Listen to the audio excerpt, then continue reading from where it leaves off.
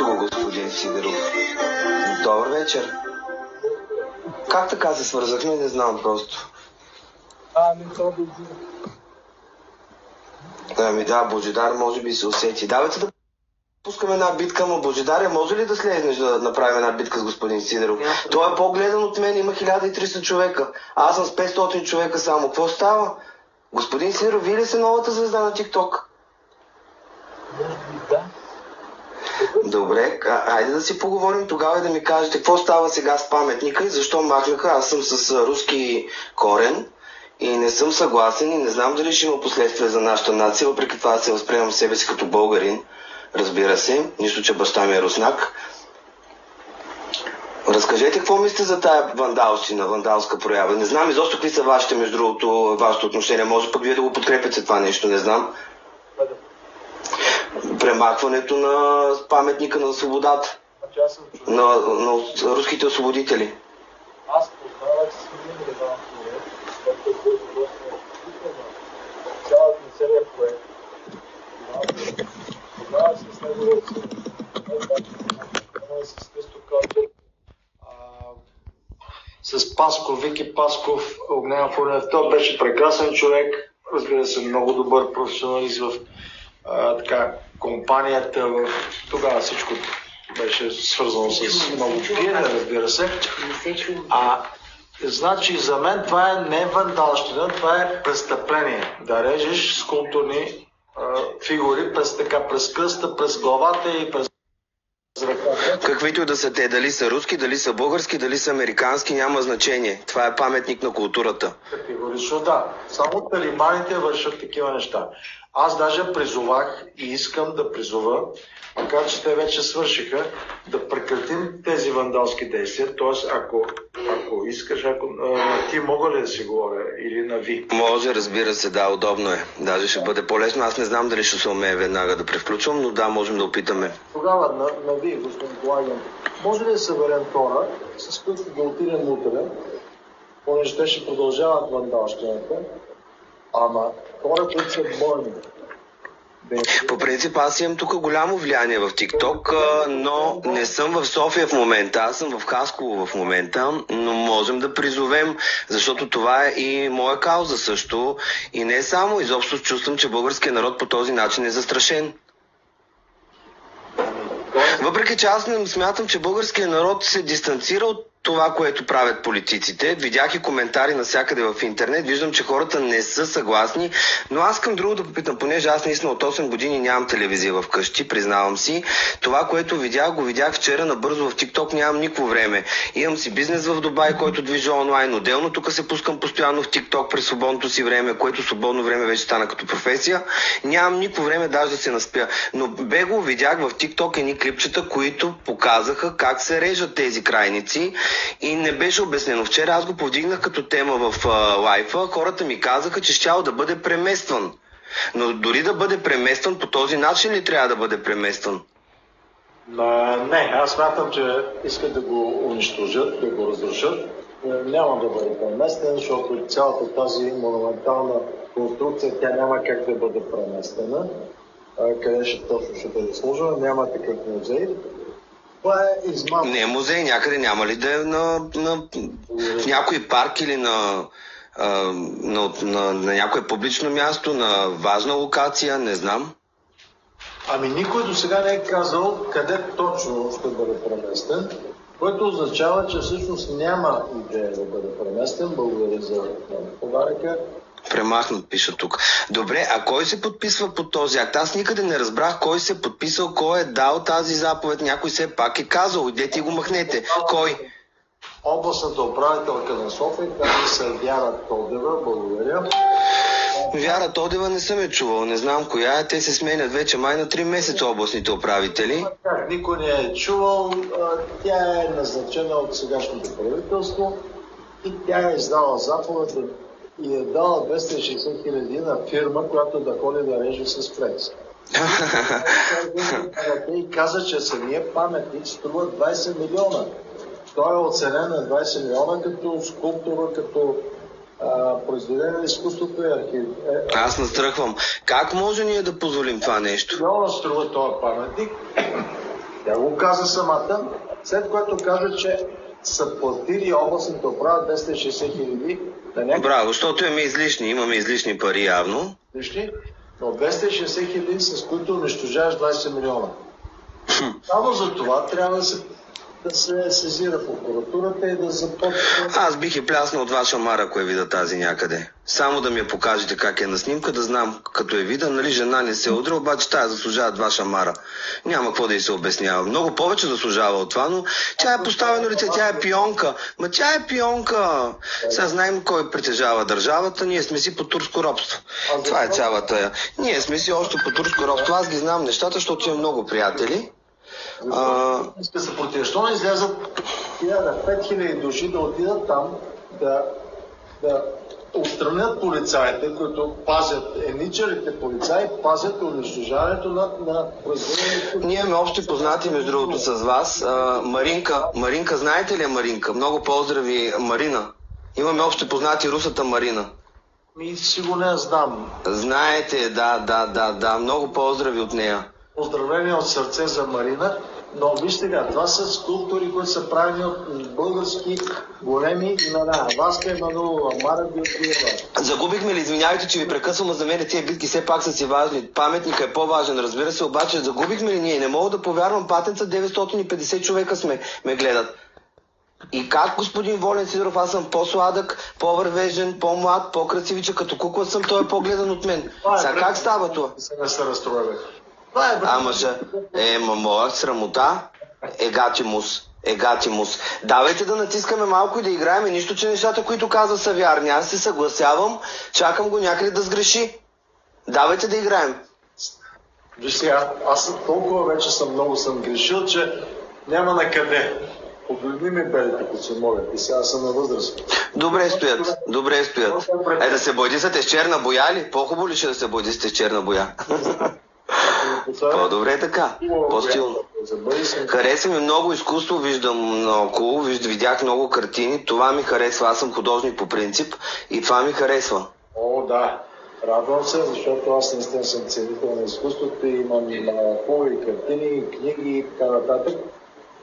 Как реши да се пуска в TikTok? Ще се върнем пак на паметника, имам много въпроси към вас. Ами вие ме питахте също преди 4 месеца, когато почна да се пускам в TikTok, защо съм решил да се пускам. Ами мястото на хора като нас, които имат позиция, които имат влияние, е тук.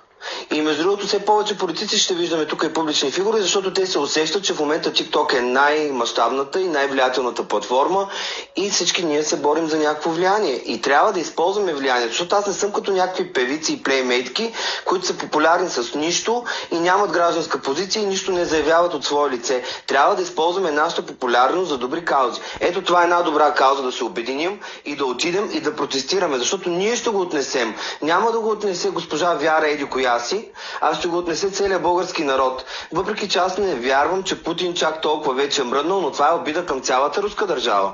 Също. По този начин, с тези кадри, отрязани ръце, крака, ами те не са ни спасявали от това да ни режат на нас краката и ръцете.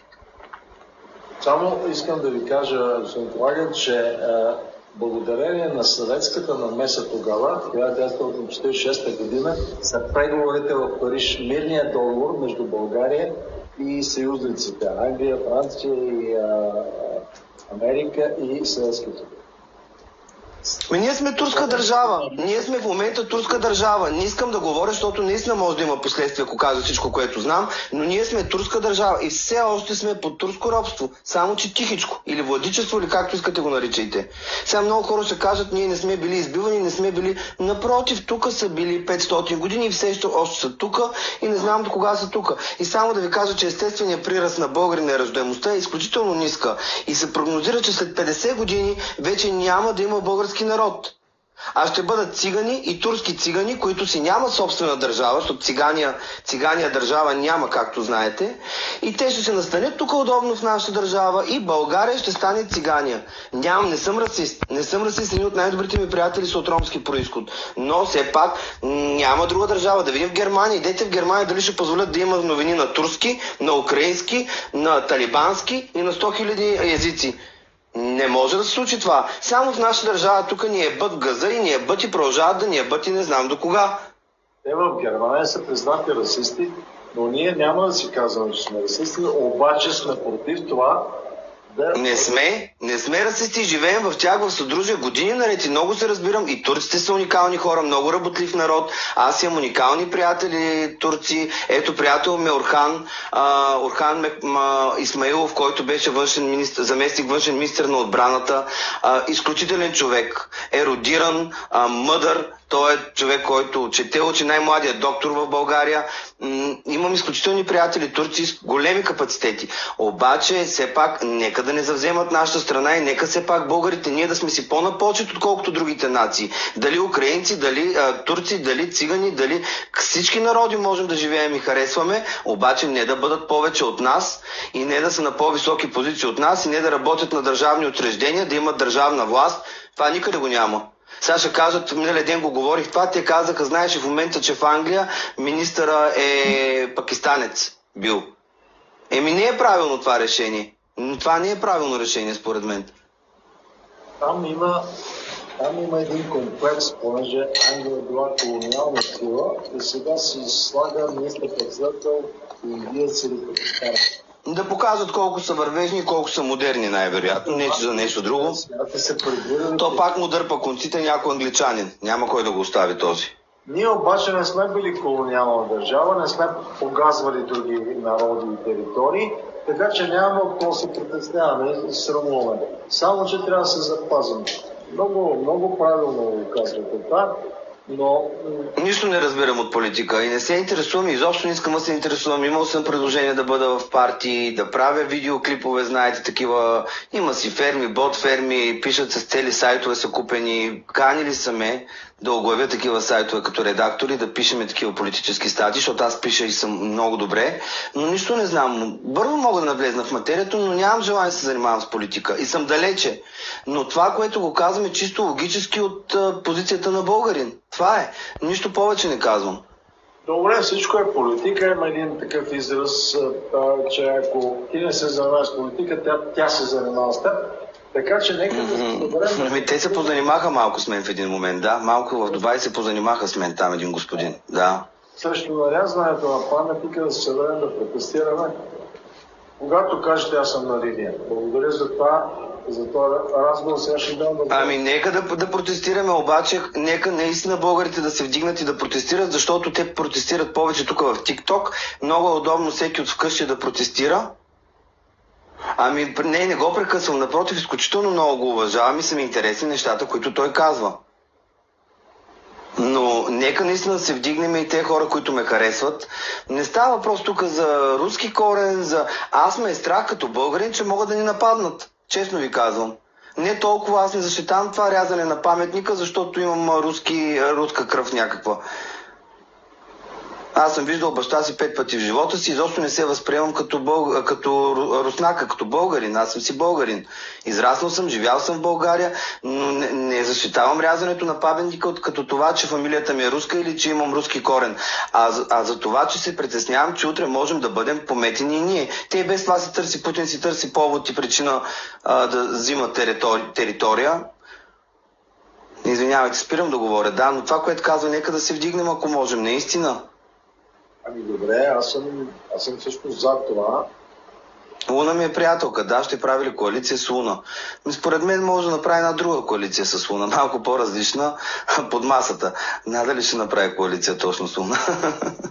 Важното е да се формулираме и да бъдем на едно мнение, че трябва да правим нещо, да действаме. Когато има действие на резултат, ако бездействаш, нищо не става. Ама защо да не направи коалиция с Луна, между другото? Луна също има определено влияние, тя също може да помогне, ако застане зад правилните идеи, всеки един човек може да помогне. Всеки един човек може да бъде част от партия, всеки един човек може да помогне за каузата. Добре, има ли такова обявено събитие, където да се излезне на протест? Има ли? Обявено ли? Ще го направим, ще го създадем. Давайте да го създаваме, да обявиме дата и час и наистина да призовавам всяка вечер и всеки ден ще призовавам всички, които ме гледат, да отидат и да помогнат. Ако трябва и аз ще дойда също. Ами добре, ето определяме си среща, да се виждаме в лайв, TikTok и да определяме среща за протести. Може би пък по този начин ще възродим и ще събудим хора, които сега спят. Може би така ще стане. Много цъкат там, а къде са моите гифтери, моите поддръжници, само 500 точки малеем. Аз видях, че той побеждава всички до сега, с които се пуска господин Сидеров, нормално. Аз също имам уважение към всеки един разумен човек. Само да кажа, че Луна е доста интелигентна. Доста не знам, но да, интелигентна, над средното ниво интелигентност и със сигурност. И е сладка, и е готина, и интересна, да. Тя ми е приятелка. Последния път ти направих страхотен боб в къщи на Луна. Щеше да става президентка. Представете ли си, правих боб на президентката. Това ще да бъде интересно, между другото, да стане президент. Познавате ли се с Луна? Сигурно. Не. Виждали сте се някъде, сте се засичали по тия форуми. Това студио не се познава на друго, но ще бъде интересно, ако да стане президент, защото може би, да знам, може би трябва такъв обрат, някой да стане, който не е стандартният човек. Ами то в един момент трябва да имаме жена президент и това ще ни се случи все някога. Значи със сигурност ще имаме един път поне жена президент. Може да е за кратко, но ще ни го дадат да го имаме. Това е ясно. В един момент ще го имаме. Но кога ще бъде? Този момент, тази фаза да е дошла, да. Добре? Но нека да не е Луна, пише тук, но нека да не е Луна. Руса жена ще оправи България, Ванка е газва. Стигат се с тая Ванга, тя е демоница. Сега не ми се навлизат и в тези теми, тя не е Божий човек Ванга. Не ми се навлизат в тези теми сега. Искам да се насроча една дата, за да знам аз за коя дата агитирам. Защото това е кауза, за която заставам с цялото си съществуване. И кой за Бога решава това вместо българския народ, а ние ще плащаме цената. И ето вие казахте, 20 милиона струва този паметник на културата. Ами защо да се лишаваме от него? Той е толкова красив, между другото. Защо да се лишаваме от него? Еми, вече започнаха да го режат. Трябва да прекратим това рязане. Чапо да чемпион! Благодаря. Първа победа.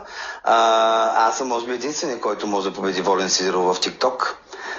Поздравления за това. Мерси. Ето бе, един човек да каже, аз всеки път поздравявам, когато падна, един човек да каже, това е човек, който е със спортен дух. Тренирал ли сте нещо, господин Сидеров? Да протестираме срещу рязането и разрушаването на паметника. Трябва да имаме дата и място обаче. Айде ще назначим, но няма сега да се отляна на всички, за да ни подгонят ченгетата, разбираш. Малко да има малко... Не сме ли в демократична България? Не сме. Малко конспирация да има, леко, защото ако всичко си казваш, ставаш много разсъмишена. Нали така? Да, то трябва да се обяви. Няма как да не се обяви, да очакваме хората да дойдат. Трябва да се обяви, не могат да го спрат глупости, не могат нищо да направят. Как ще спрат хората и народа? Как ще спрат гражданина? Аз мисля, че ние сме повече от политиците. Гражданите на България са все още останали повече от политиците за сега. С сила спират. Видяхте как става. Във войната с Украйна каква страна вземам? Никога не мога да взема страна на някой, който напада. Разбира се, че не съм съгласен с това, но те също доста пъти се държаха неуважително и Путин си иска, той е построил там съоръжения, бункери, доколкото знам, не съм много запознат, иска си това, което си е него, но според мен в 2023 година малко е смешно вече да се водят войни. Въпреки че те стават със, знаете, такива... биооръжие вече войните, но не знам, не мога да взема страна, не е правилно, никоя война не води до нищо хубаво. Така е, но се водят и там причината беше, че искаха да направят Украйна като опитно поле на НАТО и оттам застрашаваха Русия. И Русия взе своите защитни мерки. Аз бих попитал вас всичките тогава, ако одобрявате това или не одобрявате, какво мислите, България трябва ли да претендира обратно за Македония? Защото това май е нещо подобно, не знам. Това е загубена кауза. Няма как да претендира за Македония. Но защо ние, не мога да разбера, защо ние сме с такова самочувствие, като имаме 2 танка и 2 изтребителя. Не знам ние защо сме с такова самочувствие и с такава отговорна позиция. Такива пионки ли сме на Америка или на кой, не знам вече на кой сме пионки, или на Турция. Да. Такова положение се поставяме и по този път. Ма защо взимаме ние отношение? Защо взимаме ние отношение в това нещо? В този конфликт? Ами защото не протестираме, защото не се съпротивляваме. Сега ли трябваше да премахваме паметника на руските освободители? Аз това не мога да разбера. Сега ли точно трябваше да го премахваме? Срещу това трябва да се съпротивляваме и затова аз ще в следващото предаване ще посоча дата и час, в която да се съберем и да протестираме. Те може да се го нарязали, но ние тогава... Никакво обяснение не се даде. Аз гледах някакви репортажи, нито се казва защо са го нарязали, ще се местили паметника или го унищожават, нито дават обяснение кой стои за тая вандалщина, за този вандалски акт. Независимо дали е руски паметник или паметника на Христо Ботев или на Васил Левски, няма значение, това е паметник. Може и на Джон Атанасов да издигнат паметник, сигурно има и някъде паметник на Джон Атанасов, не знам, но какъвто и паметник да е, защо трябва да се маха? На кой пречи? На Джон Атанасов има в село Бояджик Ямболско, където е родом. Той, да. А? Така един релет, но има все пак Стойност. някакъв знак, да, че той е родом. Но защо не да премахваме паметник на културата? Това е изкуство. Това е изкуство, което е изградено там и доколкото разбирам, не е никак ефтино това изкуство, около една стойност 20 милиона. Така казвам. То е безценно, да, той надали има стойност, но е оценено, да кажем, на тази стойност. Тя обяви областната управителка, да обяви тази стойност за 20 лева. Браво. И какво ще го добре, поне да го изтъргува. Ако го режат с 260 хиляди да го изтъргуват, съм съгласен. Да го изтъргуват и да го продадат. Ако могат да го продадат, да го продадат. Важното е, че... Те са го продали. Това решение е продадено. Видихте в тази битка, аз... Алба Резилната, най-големия резил на TikTok. Благодаря за това участие. Аз също. Ще помагам с каквото мога. Аз имам голямо влияние тук. Искам да се съберем и да протестираме наистина срещу тази вандалщина. Съгласен съм. Истински граждански дълг и действие, което трябва да... Съгласен съм да го направим. Само казваме дата, час и място и призовавам всички да отидат. И аз ще дойда. Добре. И аз ще дойда и ще отидем всички. Не защото е руско или каквото ще е по-национално, защото няма смисъл от това. Няма смисъл 260 хиляди от бюджета да се дават, за да режем нещо, което на никой не пречи. Часа и мястото ще бъдат казани допълнително, обаче трябва да ги спазим и все пак да има малко конспирация, за да ни посрещат полицаите. Нямат право да се намесват полицията. Ако е мирен граждански протест, доколкото знам, няма право да се намесват. Всичко хубаво. Аз също. За тази битка, до нови срещи. И ползотворна битка. Казахме нещо ново. Ще има протест. Благодаря, господин Сидеров. Тук ме съветват да се последваме. Да. Аз вече следвам. Трябва вие да ме последвате. Всичко е наред. Бъдете здрав. Всичко хубаво. Добре. До нови срещи. До нови срещи. Приятна вечер.